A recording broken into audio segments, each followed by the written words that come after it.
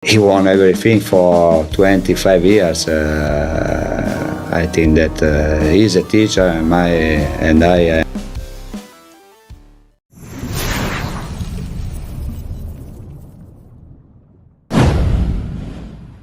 Media Eropa tak percaya, Roberto Mancini ubah Indonesia jadi kekuatan sepak bola baru.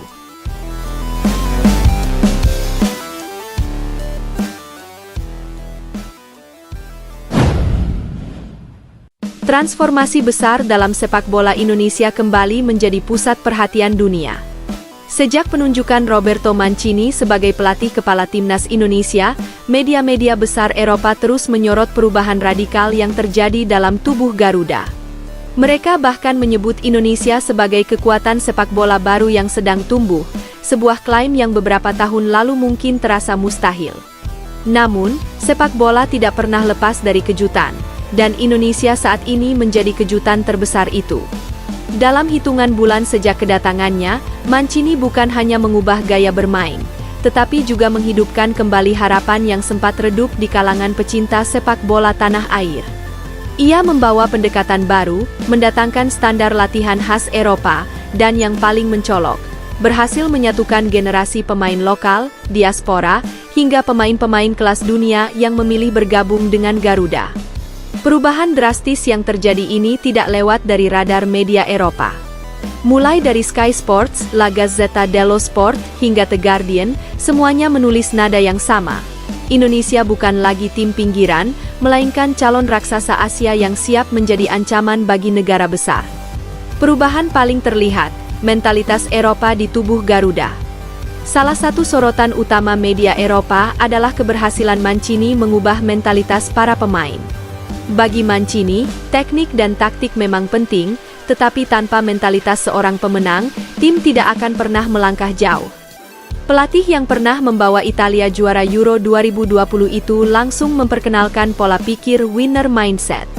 Dalam setiap latihan, ia menegaskan, "Kalau ingin membuat sejarah, kalian harus bermain seperti tim yang percaya bisa mengalahkan siapapun." Media Italia menilai pendekatan Mancini seperti memahat ulang karakter timnas Indonesia. Pemain yang selama ini dianggap kurang percaya diri, berubah menjadi sosok-sosok yang dominan, agresif, dan yakin dengan kemampuan mereka. Di bawah kendalinya, konsep dasar seperti pressing ketat, transisi cepat, dan pola serangan kombinatif menjadi identitas baru Garuda. Tidak ada lagi sepak bola statis dan bertumpu pada serangan balik semata. Indonesia kini bermain layaknya klub-klub Eropa modern. Prestasi yang mencengangkan Eropa. Salah satu penyebab mengapa media Eropa tidak percaya adalah kecepatan transformasi yang ditunjukkan timnas Indonesia. Beberapa hasil mencolok membuat dunia terhenyak. Laga-laga kualifikasi Piala Dunia di mana Indonesia menahan, bahkan mengalahkan negara-negara kuat. Produktivitas gol meningkat drastis. Barisan pertahanan yang dulu menjadi titik lemah, kini menjadi salah satu yang terkokoh di Asia. Pemain muda Indonesia tampil seperti bintang Eropa, baik dalam duel maupun dalam kontrol permainan. Salah satu artikel The Guardian menuliskan, Indonesia bermain dengan ritme dan intensitas klub-klub Serie A. Ini bukan evolusi, ini revolusi. Kehadiran pemain bintang membuat dunia syok. Transformasi Indonesia mencapai titik puncak saat sejumlah nama besar Eropa memutuskan bergabung sebagai warga negara Indonesia dan masuk dalam skuad Mancini. Kehadiran pemain seperti Erling Haaland, Jairo Riedewald, Pascal Struijk, hingga pemain muda Eropa yang memilih membela Garuda, menjadi headline media internasional. Fenomena ini membuat Indonesia menjadi satu-satunya negara di Asia Tenggara yang berhasil mendatangkan pemain kelas dunia bukan hanya sebagai bintang tamu, tetapi sebagai bagian dari proyek jangka panjang tim nasional. Mancini berulang kali menjelaskan bahwa ia tidak sekadar mengumpulkan pemain besar, tetapi memilih individu yang cocok dengan filosofi permainannya. Media Eropa menilai langkah ini adalah sebuah game changer. Bahkan salah satu analis sepak bola Inggris menyebut, jika negara Asia Tenggara punya peluang paling besar mencapai semifinal Piala Dunia di masa depan, itu adalah Indonesia. Filosofi latihan baru, intensitas tinggi, detail ketat. Di waktu-waktu awal menjabat, Mancini mendesain ulang hampir seluruh pola latihan timnas. Ia membawa metodologi yang ia gunakan saat menangani Manchester City dan timnas Italia.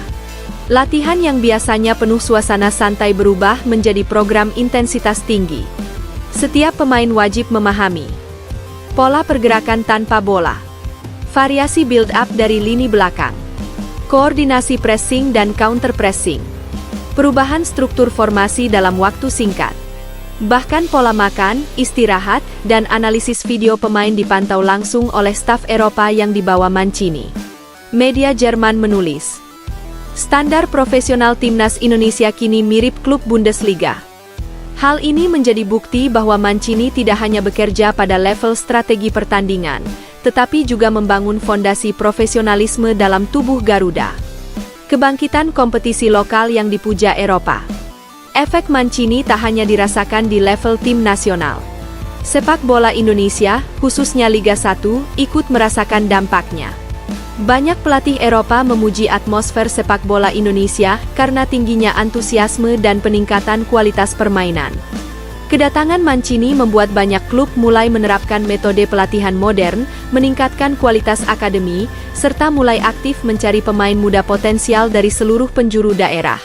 Hubungan Mancini dan PSSI serius bangun proyek jangka panjang. Tidak seperti pelatih asing sebelumnya, Roberto Mancini datang bukan sebagai pelatih sementara.